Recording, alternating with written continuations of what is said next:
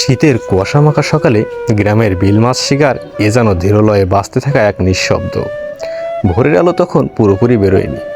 চারিদিকে তুলোর মতো কুয়াশা, পানির ওপর হালকা ধোঁয়ার আস্তরণ। বিলের নিস্তব্ধ জলে কেবল ছলাৎ ছলাৎ করে ভেসে ওঠে জালের শব্দ।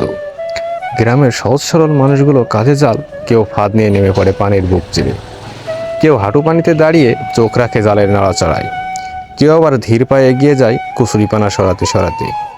ঠান্ডায় হাত কাঁপলেও মুখে তৃপ্তির হাসি, কারণ এ শিকার শুধু মাছ ধরাই নয়, এ তাদের জীবনের গল্প, দিনের শুরু, সংসারের আশা। এক সময়ে সূর্যের হালকা আলোয় রেখা কুয়াশা ভেদ করে পড়তেই বিলের পানি সোনালি হয়ে ওঠে। জাল তুলে তারা যখন এক একটা রূপালী মাছ হাতে পায়, তখন সেই মুহূর্তটা যেন শীতের সবচেয়ে সকালের উষ্ণ আনন্দ। গ্রামের এই সহজ মানুষগুলো তাদের পরিশ্রম, সরলতার প্রকৃতির সঙ্গে মিশে থাকা জীবন দিয়ে শীতের সকালকে করে তোলে আরও কবিতাময়, নিঃশব্দ অথচ মমতায় ভরা।